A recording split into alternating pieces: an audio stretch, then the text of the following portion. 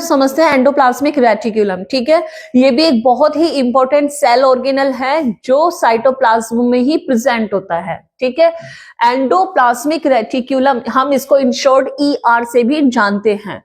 Endoplasmic reticulum, also known as ER, is an interconnected network of membrane, line, tubes and sheets that run through the cytoplasm. कह रहे हैं कि जो endoplasmic reticulum है वो tubes और शीट्स की फॉर्म में होती है और ये सेल के साइटोप्लाज्म में ही प्रेजेंट होती है। ये एक तरफ से देखा जाए तो ये न्यूक्लियस से बिल्कुल अटैच्ड होती है, न्यूक्लियस से टच है, न्यूक्लियस के बिल्कुल आउटसाइड ये प्रेजेंट होती है। दूसरी साइड से ये जो हमारी सेल की मेम्ब्रेन थी, प्लाज्मा मेम्ब्रेन, कहीं ना कहीं उससे जॉइंट होती है।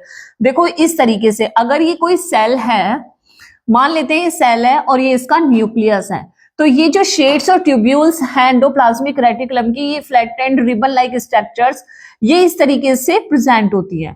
ठीक है, और ये इस तरह से न्यूक्लियस से अटैच्ड होती हैं और कहीं ना कहीं ये प्लाज्मा मेम्ब्रेन से भी इस तरह से अटैच हो जाती हैं। ठीक है, अगर हम केमिकली बात करें तो ये क्या है, ये बिल्कुल इसकी जो केमिकल कॉम्बिनेशंस है वो बिल्कुल प्लाज्मा मेम्ब्रेन की ही तरह होती है और ये एक ट्यूब टाइप नेटवर्क बनाती है जो in between the plasma membrane और न्यूक्लियर ये प्रेजेंट होती है। बात करते हैं टाइप्स की, तो एंडोप्लाज्मिक रेटिकुलम मेनली 2 टाइप्स की ही होती है। फर्स्ट है आपकी स्मूथ एंडोप्लाज्मिक रेटिकुलम और दूसरी होती है हमारी रफ एंडोप्लाज्मिक रेटिकुलम। डिफरेंस कहां से आया? डिफरेंस है कि यहां इस एंडोप्लाज्मिक रेटिकुलम पर जब इस तरह से राइबोसोम्स आके अटैच हो जाते हैं तो वो इसकी सरफेस को थोड़ा रफ कर देते हैं। ठीक है, तो राइबोसोम्स के अटैच होने से जो सरफेस है वो कैसी हो जाती है? रफ हो जाती है। इसीलिए कहा जाता है इसको रफ एंडोप्लाज्मिक रेटिकुलम।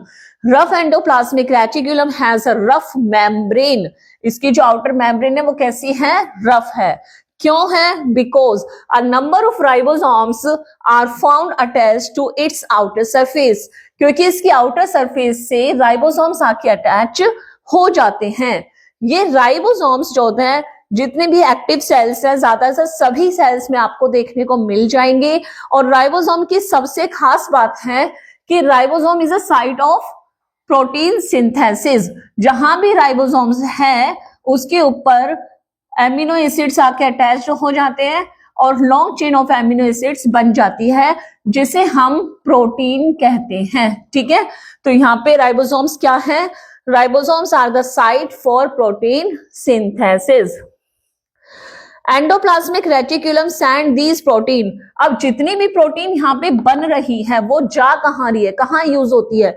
तो जो भी रफ एंडोप्लाज्मिक पे आपकी प्रोटीन फॉर्म्ड होती है वो सेल्स में बाकी जगह पे ट्रांसपोर्ट कर दी जाती है एक्टिविटीज के लिए जहां पे भी उसकी रिक्वायरमेंट होती है।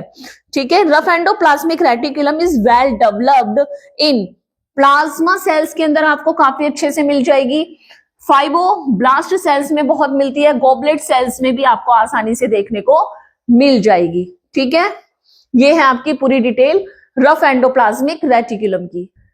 रफ एंडोप्लाज्मिक के बाद बेटा हम समझेंगे स्मूथ एंडोप्लाज्मिक रेटिकुलम। स्मूथ क्यों है? क्योंकि इसके पास राइबोसोम्स ही नहीं है, इसकी सरफेस पे कोई भी राइबोसोम्स अटैच्ड नहीं होता, इसीलिए जो इसकी अपर सरफेस है वो कैसी होती है? स्मूथ होती है। ठीक है, smooth endoplasmic reticulum does not have any ribosomes. इसके पास कोई भी राइबोसोम्स नहीं होता है।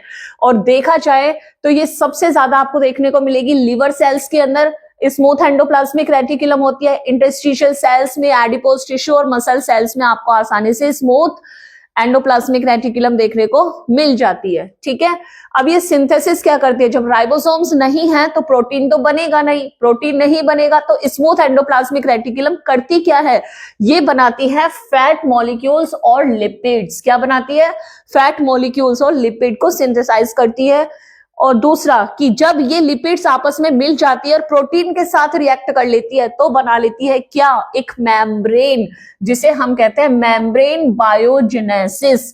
यानी lipids together with some protein, lipids आपस में जुड़ती है और प्रोटीन के साथ जुड़ती है और क्या बना लेती है, help in the building up of the cell membrane, cell की मेम्ब्रेन बनाने में हेल्प करती है और इसी प्रोसेस को हम मेम्ब्रेन बायोजेनेसिस कहते हैं। Many other protein and lipids functions as enzyme and hormones। अब जो प्रोटीन जो ऑलरेडी सेल में थी और जो लिपिड्स इसने बनाई वो मेम्ब्रेन बनाने में यूज हो गई, लेकिन अभी भी अगर प्रोटीन बचती है या लिपिड्स बचते हैं तो वो क्या करते हैं, वो एक्ट करते हैं एज एंजाइम्स और हार्मोन्स। ठीक है, अब बात करते हैं इनकी फंक्शंस की। तो जैसे कि ऑलरेडी हमें पता है कि स्मूथ एंडोप्लाज्मिक रेटिकुलम क्या करती है, लिपिड बनाती है। रफ एंडोप्लाज्मिक रेटिकुलम क्या करती है, प्रोटीन बनाती है। बाकी फंक्शंस देख लेते हैं कि सबसे पहले तो एंडोप्लाज्मिक रेटिकुलम ने क्या किया, सारे के सारे सेल के साइटोप्लाज्म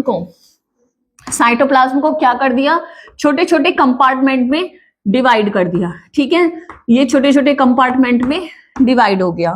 ठीक, next it gives rigidity of the cell, thus act as a skeletal framework of the cell।